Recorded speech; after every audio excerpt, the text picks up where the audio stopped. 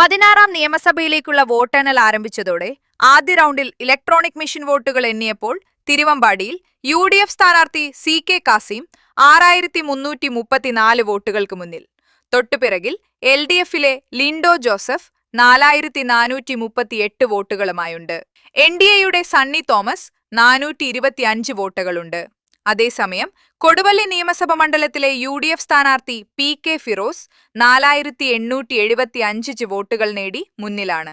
തൊട്ടുപിറകിൽ സലിം മടവൂർ 4083 പുതുപ്പാടി ഗ്രാമപഞ്ചായത്തിൽ 14 ബൂത്തുകൾ എണ്ണിയതോടെ സി.കെ. കാസിം ലീഡ് തുടരുന്നത്. തിരുവമ്പാടിയുടെ വിജയപരാജയങ്ങൾക്ക് പുതുപ്പാടി ഗ്രാമപഞ്ചായത്തുകളിലെ ബൂത്തുകളിലെ വോട്ടുകളുടെ എണ്ണത്തിലൂടെ പുറത്തുവരുന്ന ലീഡുകൾ മുന്നണികൾക്ക് നിർണായകമാണെന്നാണ് വിലയിരുത്തുന്നത്. പുതുപ്പാടിയോടൊപ്പം തന്നെ കോടഞ്ചേരി ഗ്രാമപഞ്ചായത്തിൽ നൽകുന്ന ലീഡുകൾ വിജയത്തിൽ സ്വാധീനിക്കുമെന്ന് രാഷ്ട്രീയ വൃത്തം ചൂണ്ടിക്കാണിക്കപ്പെടുന്നത്.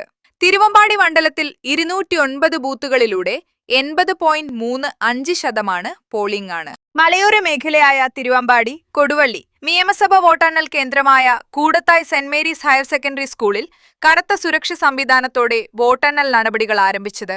സ്കൂളും പരിസരങ്ങളിലും നിരവധി പോലീസിനെയാണ് വിന്യസിച്ചിരിക്കുന്നത്. വോട്ടെണ്ണൽ കേന്ദ്രങ്ങളിൽ കൂട്ടം കൂടി നിൽക്കലിന് വിലക്കുണ്ട്. മലയോര മേഖലയിലെ തിരുവമ്പാടിയിൽ 209 ബൂത്തുകളും കൊടുവള്ളിയിൽ 214 ബൂത്തുകളിലെ വോട്ടുകളുടെ എണ്ണൽ രാവിലെ 8 മണി മുതൽ ആരംഭിച്ചിരുന്നു. തിരുവമ്പാടിയിൽ 15 റൗണ്ടും കൊടുവള്ളിയിൽ 19 റൗണ്ടുകളുമായാണ് വോട്ടെണ്ണൽ നടക്കുന്നത്. 8 മണിക്ക് തപാൽ വോട്ടുകളുടെ എണ്ണം തുടങ്ങി 8:30 ഇലക്ട്രോണിക് വോട്ടിംഗ് (EVM) മെഷീനുകളിലെ വോട്ടുകൾ എണ്ണി തുടങ്ങിയത്. Unnichekku, today news, Mukkam.